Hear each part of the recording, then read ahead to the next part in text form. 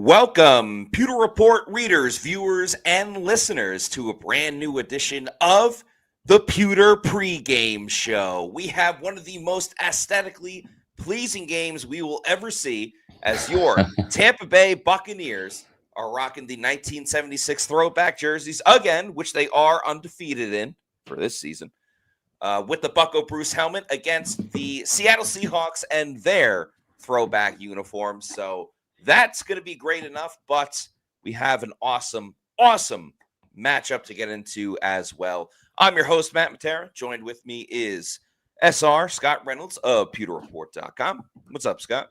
How we doing? Good morning to Matt and Pewter people. We're excited about this game for a lot of reasons. I know the fans are excited about the uniform matchup. This is the throwback of throwback games. This is going back 50 years.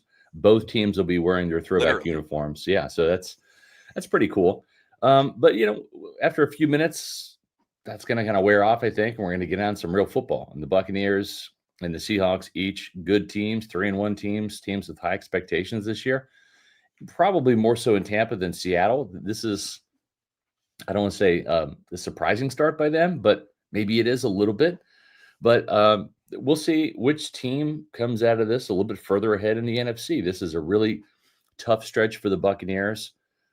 This is a 4-game stretch here. They've already played one game against the Philadelphia Eagles last week. We know what happened in that game. But this is a 4-game stretch where you've got the Eagles, the Seahawks, the 49ers, and the Lions. All of those teams, the Eagles are now undefeated. The 49ers have won 4 games. They're 4-1. The Seahawks are 3-1. The Lions are 3-1.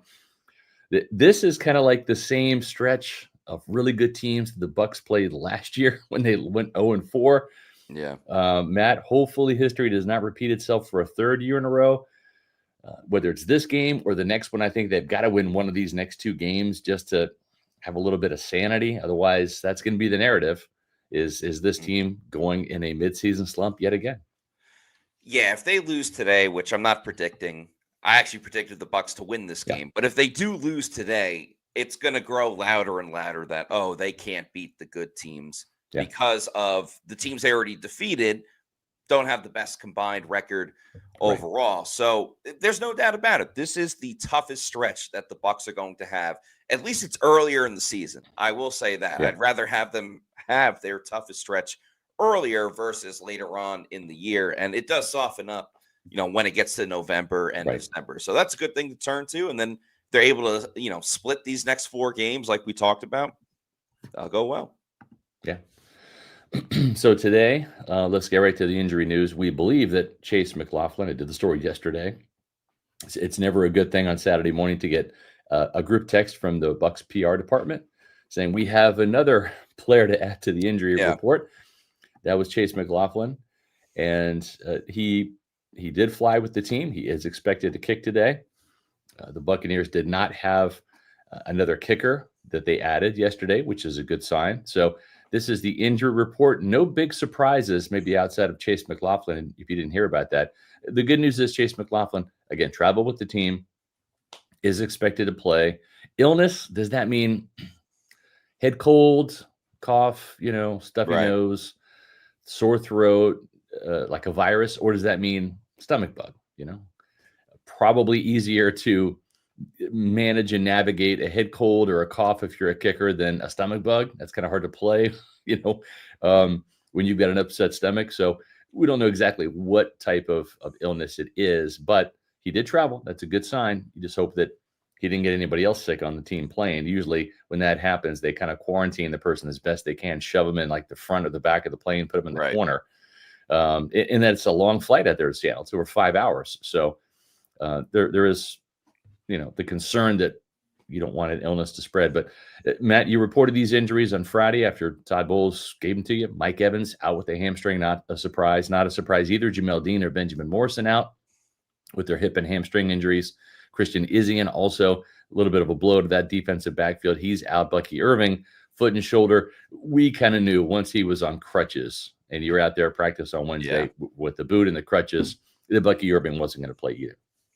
Yeah, unfortunately, once you see that, it's like, okay, well, unless he's Wolverine, it's gonna be in 2 days, 3 days, Yeah. time. But that's why you have faith in Rashad White and Sean Tucker. To me, the biggest thing really is that once again, for the second week in a row, there was no game day call-ups. Yeah, that's right. Call-ups from the practice squad, which to me is very surprising. Me too. Because no Dean, no Morrison. Where's Bryce Hall?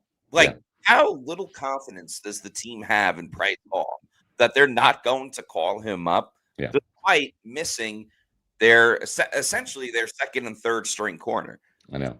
That's very, very surprising, but it also leads more to that, Jacob Parrish is going to have to step up big time because no one else is around to save him, which is big. Right. Yeah, and I think with Jacob Parrish, the team's plan is to get Parrish out there on every down, right? And maybe the reason why they didn't call up Bryce Hall from the practice squad and elevate him on Saturday is because the Seahawks play so much 12 personnel, and that means the Bucs are going to be playing a lot of their base personnel. We talked a lot about this on the Pewter Insider. So if you're a Pewter Premier or Platinum member, you already kind of know this. You got the heads up on this on Friday. It's the benefits of being a Pewter Insider and getting to watch those extra bonus podcasts that Matt and I do Fridays at 1:30. But I think when you look at Jacob Parrish, he's going to kind of be doing what Rondé Barber used to do for Monty Kiffin way back in the day, back when you didn't play nickel defense 70% of the snaps. You played it maybe 50%, sometimes even 40%, where teams did have a lot of 2 tight end sets, 12 personnel, and they ran the ball a lot more back in the day. And Rondé Barber would start as an outside corner. And then instead of bringing a third corner on to play nickel, to play in the slot, Rondé Barber moved into the slot. And that third corner for a while, it was Brian Kelly. And, you go back to the days where he was playing alongside Jonathan Banks and Aqib Talib and all that. Rondé was there forever. But that's what Rondé Barber would do. He was an outside corner, and then he would move to nickel inside. I think we're going to see Jacob Parrish go through the same type of transformation today. He played 3 years outside of Kansas State, so this is not foreign territory to him. He played mostly outside in college. And then they'll bring on Kendall Vildor to play the outside corner spot, at least in some packages. It scared me a little bit, Matt, when he said Josh Hayes. Yeah, I was literally about to say that, is that the biggest thing I noticed, because I posted the video everywhere, Twitter, Instagram, all that fun stuff. Follow us, like, subscribe.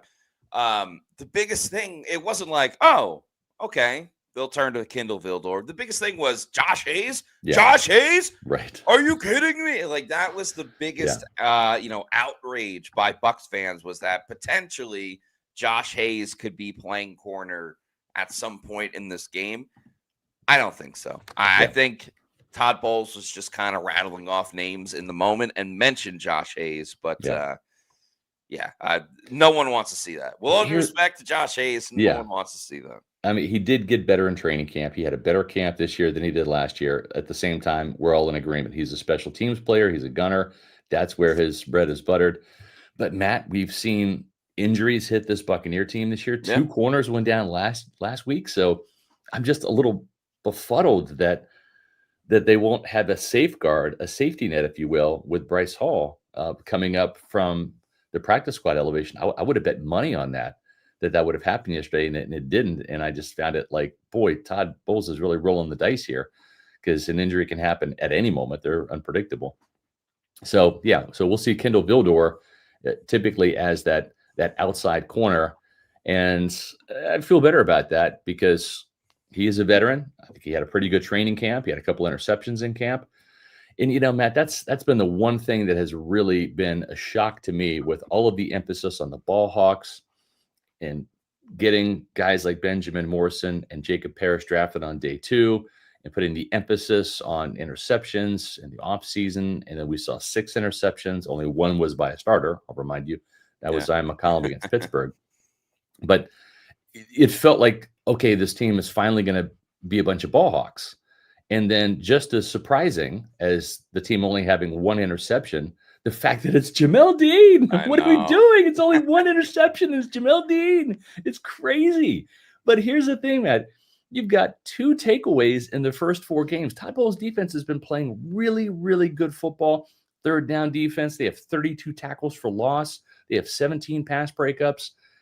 They've got 10 sacks. They've got a decent amount of sacks so far.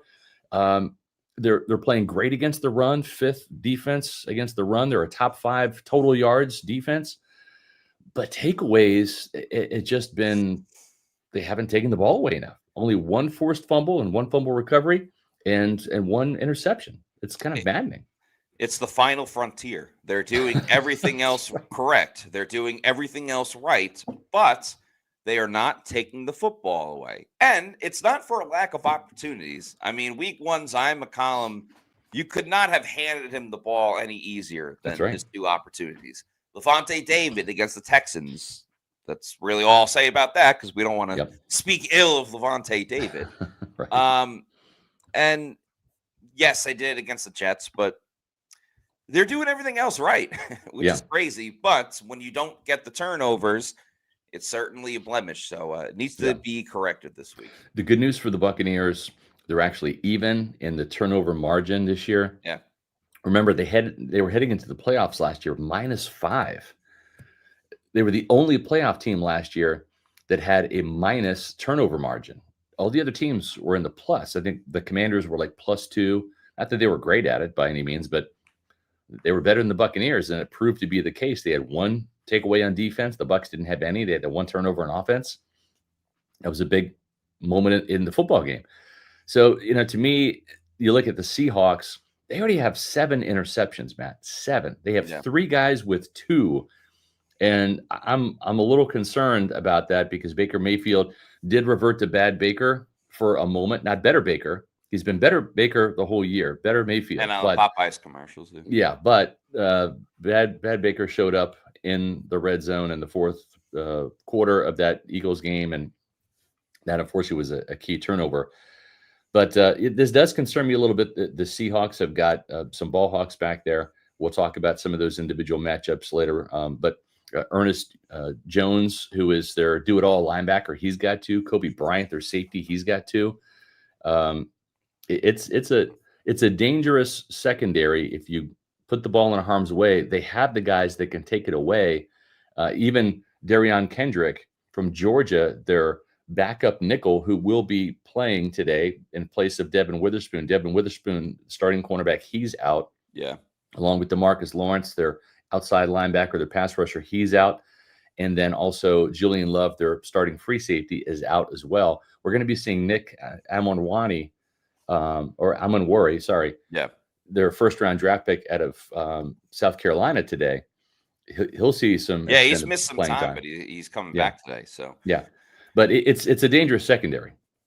Oh yeah, it certainly is. I kind of feel like the injuries to the Seahawks and the injuries to the Bucs cancel each other out a little bit. Which, I mean, you don't want to see any injuries, but Bucs fans are acting like the sky is falling because a couple of people are out. So yeah, I do kind of feel like it cancels each other out. But there's no doubt about it. This is a fierce group, and Baker needs to have his A game because we've seen Baker win with his B game, maybe even his C game. Yeah, this isn't the team to get that job done. No, you're exactly right. The other thing too that's going to be a little tricky is we said before, no Bucky Irving, no surprise because of that shoulder and foot injury. We're going to see a lot of Rachaad White today, and crazy stat: Rachaad White is the only Buccaneer to score a rushing touchdown this year, and that was a good one. It was the game winner against the Houston Texans. But Matt, it's a little interesting, right? The Bucs, they put up some good numbers statistically speaking. They're about 124 yards per game on the ground. And while at first glance it looks like, okay, well, the Bucs doing a good job running the ball this year again.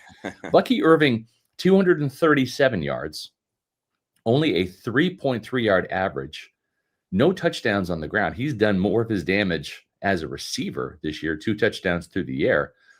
You would think Rachaad White would be the second leading rusher, but no. Rachaad only has 108 yards on the ground, 4.7 yard average. It's in line with what it was last year. Baker Mayfield is actually the second leading rusher on this team, 129 yards. He's averaging 9.2 yards per scramble.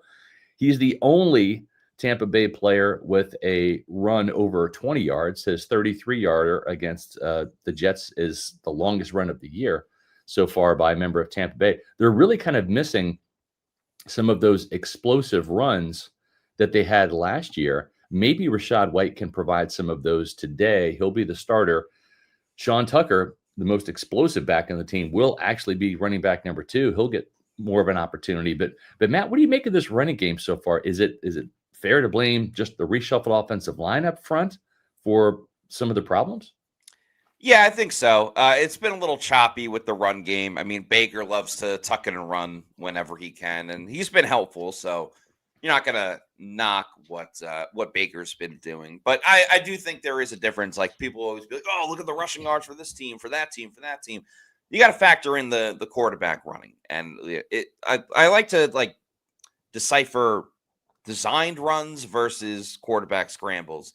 And for the Bucs, I think you'll get a much better look today with the team, the offensive line being a little bit more simpatico than they were like the previous week. Yeah. I do think even with Tristan Wirfs coming back, I do think there is something to be said about the guys playing completely different spots the first 3 games, and then you're going to go back to your natural position, right? For the most recent game. Yeah. It's gonna wear on you one way or another. So I think as the season rolls along and they're in their typical positions, yeah, the running game will get together. But it's been choppy early on. That's how I describe it. Yeah, and a little bit of surprise last week when they started Luke Haggard, but what we found out, again, we shared this with our Pewter insiders on Friday's show. Luke Haggard likely will get the start again at right guard, and I think that speaks to your point, Matt. For the second straight week, this offensive line will have some continuity. It'll have Tristan Wirfs at left tackle, Ben Bredeson at left guard, Graham Barton at center, Luke Haggard at right guard, and then Charlie Heck at right tackle. And the right side is not ideal, right? You'd love to see Cody Mauch and Luke Gedeke in there. But what we found is that the defensive line kind of unanimously said Luke Haggard gives us more problems than Elijah Klein or Dan Feeney does. And I think for Feeney, it's still learning the playbook and the schemes and getting some chemistry down because he was such a recent addition. But Haggard has done okay. I'm not going to say he's been great by any means, but they're looking for some continuity, and I think they're going to keep Haggard in that role rather than switch him out for Feeney right now or for Elijah Klein, just to do exactly what you said. Give this unit, hey, at least 2 weeks, they're going to have the opportunity to play next to each other, and hopefully 3 weeks. And then after the 49ers game, this team is hopeful to get Luke Gedeke back for the Monday Night Football game against the Lions. Yeah, I'm worried about Luke Haggard. He's not a good offensive lineman. I agree. And I understand the reasoning behind playing him, but that right side, it was tough sledding last week, and I'm not that much more confident in them this week. So hopefully it's a lot of runs to the left side. I like the left side. Yeah, definitely more stability there. If you're running out to place a bet for this week's game, what do you think about the spread, Matt? It's I think the current spread is Tampa Bay plus 3.5 for this game. Yeah, I think it makes perfect sense. Road team typically, you give it +1, +2. Seattle's been playing really well, winning their last 3 games. Bucs are coming off of a loss. They don't have Mike Evans, so this number seems perfectly correct. Yep. We've got some super chats to get to. Those are always fun to tackle. That's why we do this, right? On Bucs a game day. Thank you for this $4.99 super chat. Says, if we lose this game, just pencil the 4-game losing streak, especially after how the 49ers looked against the Rams. Shanahan owns Bowles. Were you surprised? Did you watch the game? I watched a little bit of the game on Thursday night between the Rams and the 49ers. What was your take on that, Matt? I just think it's incredible how the 49ers find ways to get guys open, to make pedestrian quarterbacks look pretty good. And, I'm kind of the belief of, Dan Orlovsky and a couple other guys where it's like, I don't know. I know Brock Purdy didn't play, but Shanahan makes other quarterbacks look pretty good too. And Mac Jones had a good game. So they know how to get guys open. And yes, Kyle Shanahan has been a major, major thorn in the side Yeah. of Todd Bowles. For whatever reason, the TODD cannot figure out that offense. So that's something we'll chat about next week. But damn, I don't know about a 4-game losing streak. I think the Bucs are too good to lose 4 in a row. But at the same time, they seem to do it every year. Well, the good news about that, and again, we'll talk about the 49ers next week, but just to kind of touch on that real briefly here, this will be the 4th year in a row they've played the 49ers. Yes. First 2 games were out there in San Francisco, and then last year's game, of course, was in Tampa. Here are the scores. And, of course, personnel changes have taken place over the years. But, as you mentioned, Todd Bowles, still Todd Bowles in this team. Kyle Shanahan still running the 49ers. Back in 2022, Tom Brady's last year with the Buccaneers. Remember that game? It was awful. They got drubbed. Yeah. 35-7 out there in San Francisco. The next year, Baker Mayfield takes them out there. They hung with the 49ers. The 49ers pulled away late. They just couldn't kind of get over that hump. San Fran beat Tampa Bay 27-14. Last year, no Mike Evans, no Chris Godwin. And the Buccaneers actually hung tight with the 49ers. It took a game-winning walk-off field goal with the last couple minutes because the Bucs defense couldn't get a stop when they needed to. They beat the Buccaneers 23-20. So if you look at the scores, 35-7, 27-14, 23-20. Tampa Bay is inching closer to beating the 49ers. We'll see if they can pull it off this year. The game will be at Raymond James Stadium next week. Maybe this is the year. Q's44, thank you for the $5 super chat, says, I love all of our running backs, but I'm a tuckaholic. Time to fall off the wagon today. Scott, K-State looked good against the Baylor Highlighters. No, we're not going to talk Kansas State football. I have resigned to the fact that we are good at crop judging. That is our sport. It is a real sport. Look it up. K-State is dominant in crop judging. Our football team sucks this year, but Sean Tucker's going to play today. I'm excited to see it. Right? Me too. You never want to see that at the expense of another player getting injured. But said it before, I'll say it again. This is the deepest running back room in the NFL. The 1-2 punch, maybe Detroit has some bragging rights there with Jahmyr Gibbs and David Montgomery. Okay. But when you go 3 deep, when you go 4 deep, and you throw Sean Tucker and Josh Williams into the mix, I dare you to name another running back room across the league that has 4 deep. And I think Josh Williams, if he has to play today, if there's some injuries, I think he's fully capable of turning in a really good game. So I like this running back room. I'm excited to see Sean Tucker. I want to see some big runs. I want to see some big receptions, get him involved in the screen game. This is going to probably be a Rachaad White workhorse game, but we are going to see some Sean Tucker. And when he's in there, I want to see him make the most of his opportunities. I think at some point in this game, we'll see Sean Tucker break a big run. I'm not saying like a 60-yard touchdown, but he'll have some type of 20-yard play because he's very capable of doing it. Yeah. And I think this will be the debut of Josh Williams. He's been a game day inactive every single week. But I don't know. I got a feeling that he'll take over for Sean Tucker on the kick returns, which Sean Tucker has been doing. And to be honest, I haven't loved what Sean Tucker's done as a kick returner. He had the one good return the first game of the season, but I don't know. It's been a little dicey ever since. I think Josh Williams is going to provide a spark as a kick returner at this game if he is called up. So that'll be fun to see. I agree. Mark Fisher, thanks for the $4.99 super chat, says, in 99, we had an awesome defense, but couldn't turn the season around until they got turnovers. It's baffling that there are so few for so long. Yeah, it really is. I mean, when you look at Levante David has a history of punching the ball out, right? No one's forced more fumbles than Levante David. We need to see that. Levante, if you're going to drop interceptions, you better force some fumbles, right? Yeah. Antoine Winfield Jr. can force fumbles. He can pick off passes. We got to see it, right? He's got 1 forced fumble on the year. Okay, we're a quarter of the way through the season.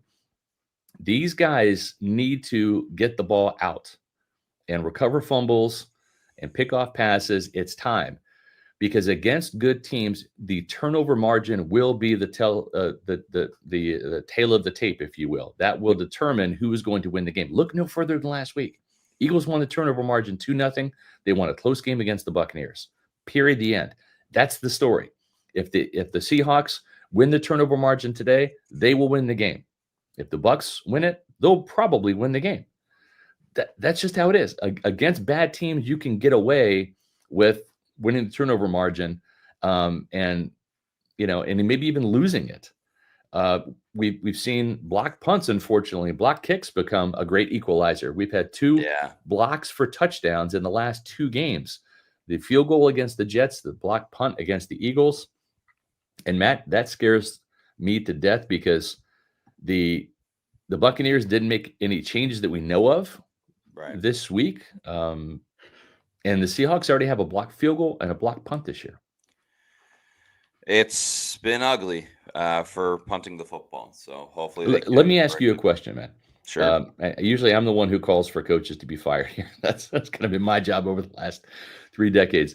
If there is a blocked field goal or kick, does Todd Bowles need to fire Thomas McGahee today? Not today, but tomorrow. We'll give him the plane ride home. Yeah.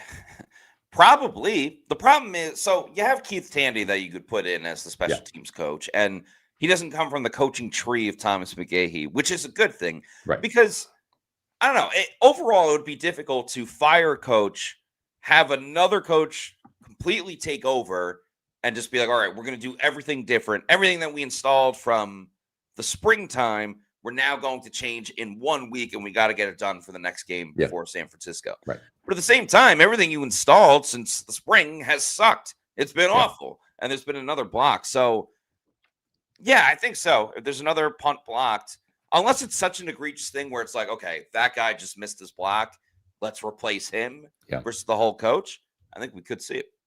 Marcos, thanks for the $4.99 super chat, says, I'm not entirely resigned to the belief we will experience an losing streak. 2025 Bucs have shown insane resilience, winning games we would typically lose. Time is an interesting thing because I remember back in the 2010 year, and that's going back. Think Josh Freeman at quarterback. Gerald McCoy was the first-round draft pick. So we're going back a long ways. But that year, if you remember, the Bucs went 10-6, and they didn't make the playoffs. And Mark Dominic, I remember him telling me, and Raheem Morris, they really didn't do a whole bunch outside of the draft. They felt like they had a great nucleus. They had Aurelius Ben and Mike Williams, a wide receiver. I want to say LeGarrette Blount was running back in those days. But they really didn't do a whole lot. And the 2010 season was really kind of smoke and mirrors. Those wins that they got, they were really a 6-win team. And I think the next year they went 4-12, and that was the end of their regime. But Matt, you look back at that, and 4 of those wins were against 4 of the worst teams in the NFL at the time. And if my memory serves me correctly, it was the Cardinals, the Browns, the Bengals, and the Rams. I want to say those were the teams that were really bad at the time. And the Bucs had last-minute wins over 4 really bad teams that ended up picking in the top 10 the next year. And so you feel good about, this is a 10-6 Buccaneer team. They should have made the playoffs. They were like this close. They just missed making the postseason. But Matt, I wonder, when you look at the records of the Falcons and the Texans and the Jets, those aren't exactly world beaters, and it's taken some close calls to get those wins. And I wonder, is this really a good Buccaneer team, or is this kind of a smoke and mirror Buccaneer team as well? We won't know that really until the end of the season. And wins are hard to come by. This is an any given Sunday league. But I just wonder, too, like, how good are these Buccaneers? We're going to find out over the next 3 weeks for sure. Yeah, exactly. And I get it. They don't have Mike Evans, and they don't have Luke Gedeke, and they're certainly suffering some injuries. But as we saw with the 49ers on Thursday, injuries be damned. You can still go out and win a football game. So this will be a test over the next 4 weeks. I still believe in the Bucs. Yeah, I believe they're not going to get into a 4-game losing streak, but at the same time, they're capable of both. They're capable of going on a great run with all these injuries. They're capable of falling into a black hole as well. Yeah. We have another super chat. This is a $4.99 from John Dick Dingle Jr. Says, before the season, I bet $1,000 on Emeka Egbuka wins Rookie of the Year. $19,000 potential win. Wow. How's he fared today, boys? Well, I think he's going to do pretty well. He's going to be a featured receiver again today. It's interesting. We believe that maybe Tariq Woolen might be the guy that covers him. We saw Quinyon Mitchell really be the primary coverage guy the Eagles deployed against him last week. And it's going to be interesting to see. Tariq Woolen is their Pro Bowl corner. He's had a really bad start to the year. No interceptions for him, and he's a ball hawk. Is this a get well game for Tariq Woolen, or is this just kind of continuing a little bit of the malaise they've come to expect from him? He just has not had a good start to this year. But let's take a look at our keys to victory and the key matchups that we're going to be looking at today, starting on the offensive side of the ball with Baker Mayfield versus Kobe Bryant. Matt, when we look at Baker Mayfield, he's avoided interceptions except for that one errant throw last week. He has had some turnover-worthy plays that have been dropped. So maybe you could say he's been lucky that he hasn't thrown more interceptions. Yeah. But Kobe Bryant has 2 picks on the year. And, he's shown that he's a ball hawk, Seahawk. I do like Baker Mayfield in this matchup, though. I think Baker will do his part to get this team in position to win the game. Yeah, Kobe's done a good job this season, but something tells me Baker is going to bring it today. He's going to have his A game. No one is pissed off with a loss more than Baker Mayfield. And now they're going West Coast. Things are different. The vibe has changed, but Baker needs to have an A game, and I think he will. Yeah, Kobe Bryant was one of those guys I liked coming out of Cincinnati in the draft. He had 10 interceptions for the Bearcats, 10, including a pick 6. So 7 in his last 2 years for Cincinnati. So it's no surprise he has 2 interceptions for the Seahawks right now. Emeka Egbuka versus Tariq Woolen. We'll see how the Seahawks decide to match up against Emeka Egbuka. But if I'm Mike McDonald, the Seahawks defensive play caller and head coach, I'm putting my best cornerback on Tampa Bay's best receiver, which right now is Emeka Egbuka. I think this is going to be kind of a push, though. Mm-hmm. Quinyon Mitchell did a pretty good job of covering him up. If you take away that 77-yard catch and run, Emeka did not exactly have a big day yesterday, or I should say last Sunday. Yeah, I'm going to call this a push, Matt. And Egbuka is going to be fired up because he's from the Seattle area. He said his mom rented out a big section. He said everyone has to wear Bucs jerseys. Yeah. I'm going to go Tariq Woolen, though. I think the Seahawks, and this is actually going to open up a lot for Chris Godwin Jr., and that's why I'm predicting that Chris Godwin Jr. has a big-time game. But I think there's going to be a ton of focus and attention on Emeka Egbuka that he has been getting over the past couple games when he makes fantastic plays like that one-handed catch over Sauce Gardner. So I'm going to go with Tariq Woolen, and it's going to be more by committee than necessarily him specifically. But he's going to get a lot more attention than I think even he might be ready for. Yeah, Kobe Bryant was a player that we liked coming out of college. Derek Hall, the pass rusher from Auburn, is another guy that we liked coming out of college. I think he was a Bucs best bet. He's going to be going up against Charlie Heck at right tackle. Charlie really had a rough game last week, gave up a ton of pressures. And, it just, can we fast forward to Luke Gedeke getting back at right tackle? Right. Because it's a little scary. And when you factor in Charlie Heck on the road with the 12th man, that crowd can get loud. And that can lead to false starts. That can also lead to not just false starts, Matt. It can lead to being a step behind off the snap as well, almost the reverse of a false start, where you get off the ball late. And then for someone like Derek Hall, who kind of wins with speed, that can be a little deadly. I don't like Charlie Heck in this game. I like Derek Hall, unfortunately. I agree. Charlie Heck is not a good offensive tackle, and he's not a good backup offensive tackle either, the way that Justin School was. So it's Derek Hall. Yeah. Ernest Jones, the fourth, their do-it-all linebacker. This guy can sack you. He is the leading tackler for Seattle in terms of stops and run fits. He's got 33 tackles in the year. He's got half a sack. He's got 2 tackles for loss, 3 pass breakups. He has 2 interceptions this year. He is their do-it-all linebacker. I mean, Buccaneer fans are going to watch this guy play today and be like, can Servasi Dennis be that guy for us? And Rachaad White is in a contract year. He has the opportunity to start. He'll have the opportunity to run the ball, catch the ball. He's kind of been relegated to that third down back this year, but he's going to be the workhorse today. He'll be out there first down, second down, third down. He'll get subbed out for Sean Tucker. But this is going to be really interesting because Ernest Jones is the type of linebacker that can cover running backs out of the backfield exceptionally well. I'm going to call this one a push. I'm going to give respect to Jones. I'm going to call it a push as well. We've seen Rachaad White be able to carry the load, so I have no worries about that overall. And I think he'll have a kind of typical Rachaad White game where, maybe he's not fantastic running the football, but he'll help out in the passing game too. So it will be a push, but I think Rachaad White will have an impact. Yeah.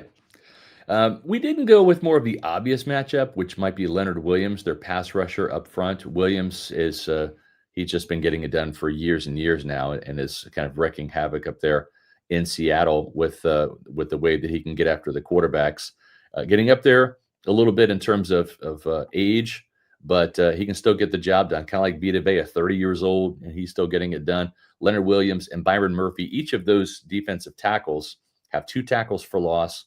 Williams has got 19 tackles. Byron Murphy in his second year out of Texas has got 18. Both those guys have 2.5 sacks. But we did see Graham Barton struggle in his return to center last week.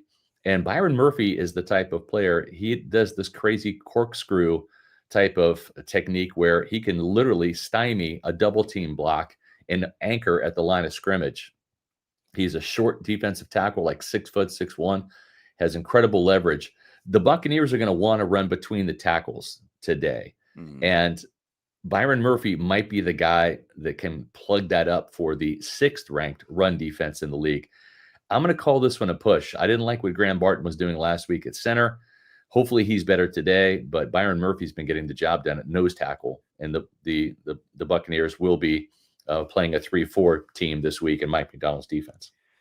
Yeah, I mean, even going back to training camp, and I get it, it's Vita Vea, but like Graham Barton struggled a lot against Vita Vea. And again, understandably so. Vita Vea is one of the best offensive or defensive tackles in the league. Yeah. And then it's tough to kind of compare how Graham Barton's been doing this season when he's been playing left tackle for a majority of it. But I agree with you as well. I don't know. He didn't look good last week. I don't think he's really looked good at center. I don't know if center is his position, to be honest with you, but that's what Tampa Bay is going to roll with. So I'm going to go with Byron Murphy because my stock is down on Graham Barton. Yeah, this is going to be a key matchup for what the Buccaneers want to do, not just in the running game, but also in the passing game. The most direct line to the quarterback is a straight line, and that's from the defensive tackle position. And between Murphy and Williams, they got a couple of defensive tackles that are built differently. They're not built like Jordan Davis and Jalen Carter were last week, but they're very athletic. They're very quick. They can penetrate. So Tampa Bay's interior offensive line, Haggard, Barton, and Bredesen, they got to be on their A game today to really have the type of day that Josh Grizzard wants out of the offense. If you are looking for a place to go to watch the game, or maybe do some pre-gaming or some celebrating, maybe after a Bucs win tonight, the place to go is Walk-Ons. 3 Tampa Bay area locations: Wesley Chapel up here in my neck of the woods, Midtown Tampa down there by Matt Matera and the stadium, and also over in Lakeland. They got a ton of TV screens, and it says the big screens, bold snacks, all the hype, and they live up to the hype. Game days are better at Walk-Ons. They've got everything from the boneless wings, the cheeseburger sliders, the mozzarella logs. That's right, there are logs. They're not sticks. They're big mozzarella logs. 2 different kinds of nachos to choose from, plus all of the game day beverages and the kickoff cocktails you might want to partake in. The Walk-Ons Whiskey Sour is good. The Player's Punch is my favorite. It's phenomenal, plus the Strawberry Mule. Make sure you do your pregame or maybe watching the game at Walk-Ons. We have a super chat. A new one from Meets McGee. Thank you for the $5 super chat. Says, I believe this is our toughest time of the season at the beginning. I still believe that the injury bug will end mid-season in time for their run. I sure hope the injury bug finishes because, again, at full strength, this team is pretty damn good football team, but they never seem to be at full strength. Yeah, it's unfortunate, but it's not just the Buccaneers, folks. It's around the league. We're seeing a lot of devastating injuries to a lot of key players. A lot of quarterbacks have been hurt this year too. So, don't feel bad for the Buccaneers. Feel bad for the Bengals, right? Yeah. you know, uh, they Joe Burrow is a fantastic quarterback when healthy, but he is just having a hard time getting healthy. We have one more little preview to do here. We're going to take a look at the Bucs defensive players, but just a reminder, make sure you come back at 4:05 p.m. That's going to be kickoff time today for Pewter Game Day with Matt Matera and Daniel Morales. They've got all the action and reaction to the action during the game, and you can find that on Pewter Report TV, our YouTube channel. Make sure that you hit subscribe. We're on the way to 22,000 subscribers, thanks to you. And that also streams live on X and Facebook. Our X and Facebook account is at Pewter Report. So make sure you check that out. Pewter Game Day, 4:05 today. And just a reminder, too, I know everyone's watching the show live right now because you're here.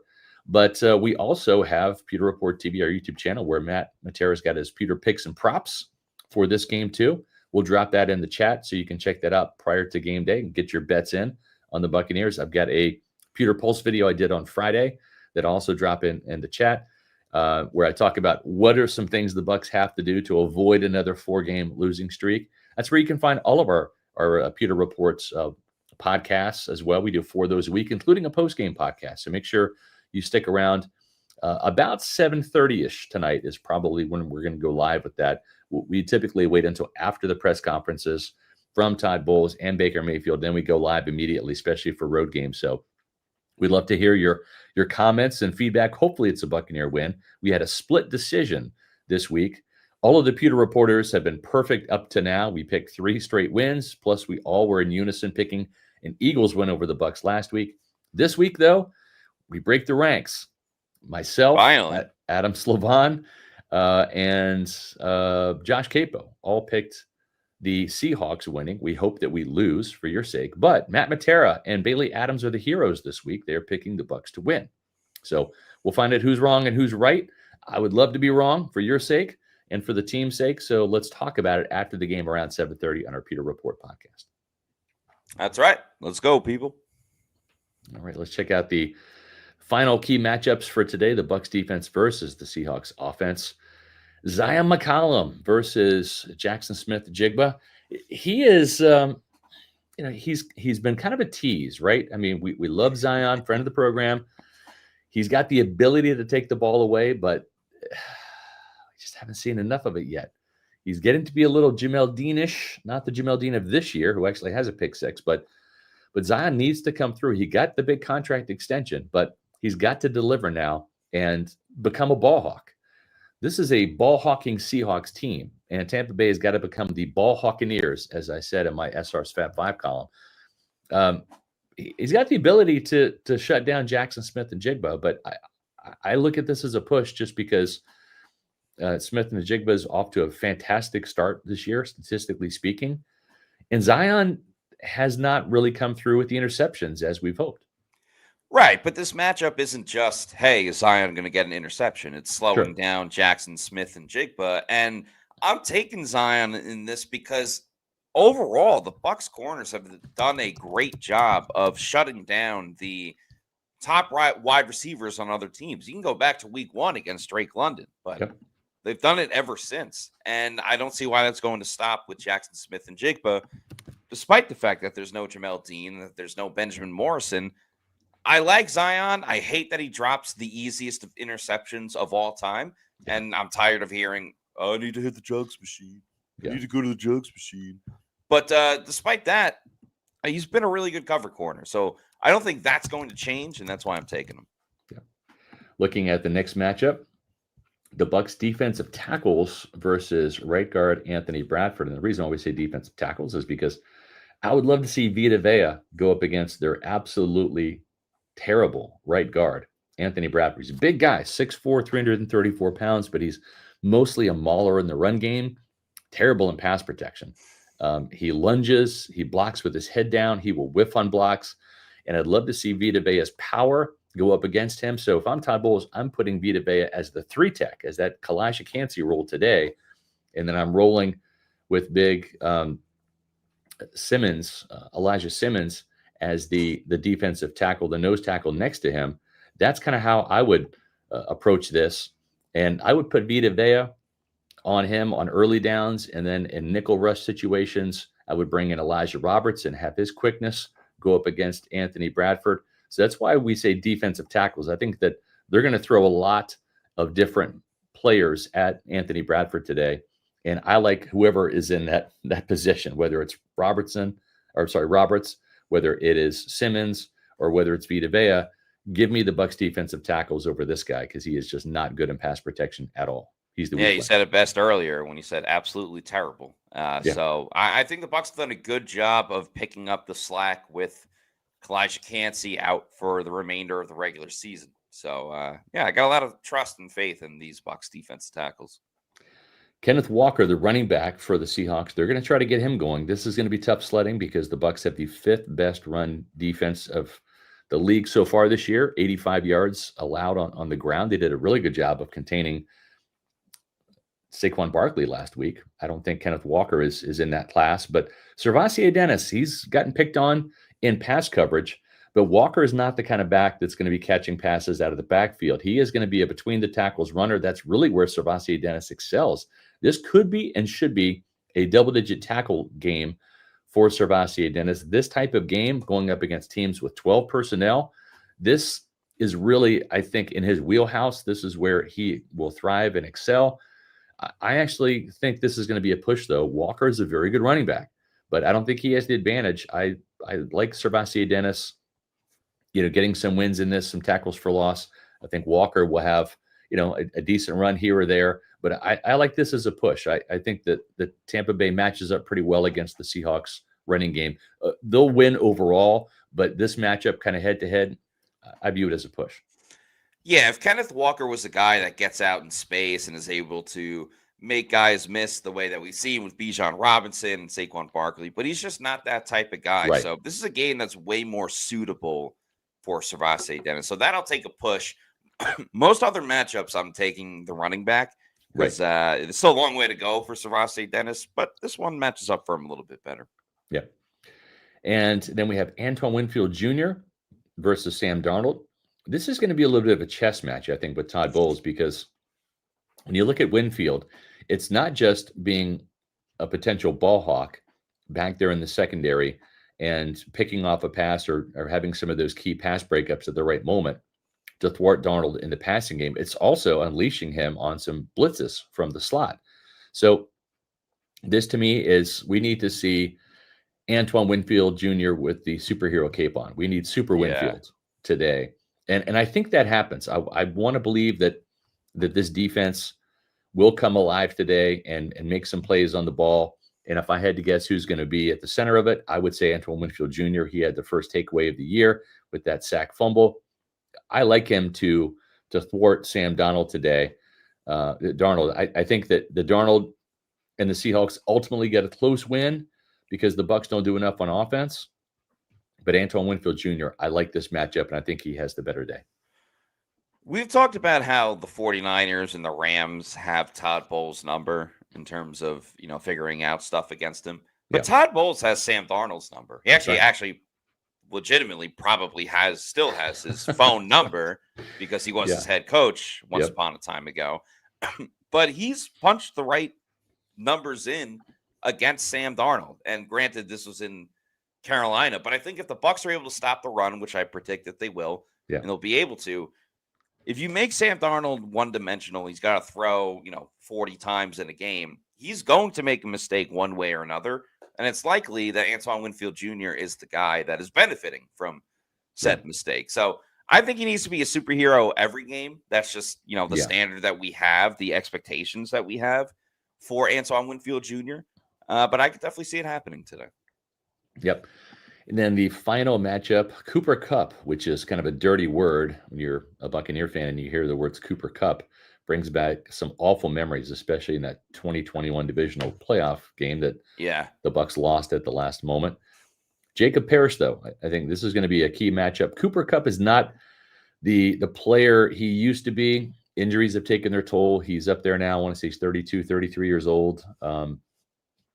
Jacob Parrish, really has done no wrong thus far. He's been sticky in coverage. He's capable of breaking up passes.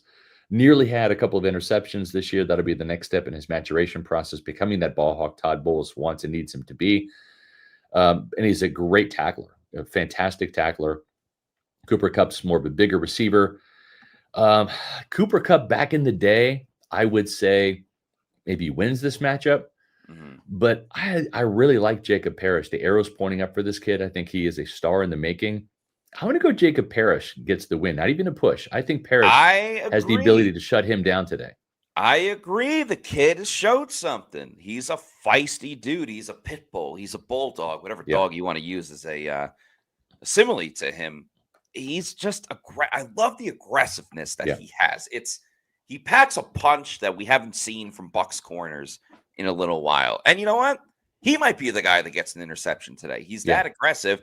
And if he gets an interception today playing outside corner, I mean, I don't know what Todd Bowles is going to do with himself, because he's got Jamel Dean, who has a pick 6, who's not playing. Benjamin Morrison's been white on rice covering corners. And then Benjamin Morrison's the only guy getting interceptions besides Dean. So, I mean, it's a good problem to have if you're Todd Bowles, but I love the feistiness. I love the punch that Jacob Parrish brings. Yeah. Felix Lara says praying Winfield gets his get back against Kupp today. That would be something, right? If he stepped in front of a Cooper Kupp pass and picks it off and maybe takes it for a pick 6, that would be some revenge from a couple of years ago when Cooper Kupp ruined the Bucs season with the Rams. That was one of the 2 roughest losses that I've ever seen in my 30 years of covering this team. Of course, the 1999 NFC Championship game against the Rams was the first one, and then that one was equally bad. So those are our previews and picks today. We have a couple more comments to get to that I wanted to address here. This is a Godwin legacy game. Desmond Beatty says that. You know, Matt, I've kind of listened to you, and I didn't believe you at first. I'm kind of buying into it. I kind of believe that this is the kind of the get back game for Chris Godwin. Emeka Egbuka is going to receive a ton of attention. And this is kind of like the step it up, prove it game for Chris Godwin. Hey, Chris, we're glad you're back. All right, you shook off the rust last week. We kind of need you to be Chris Godwin this week.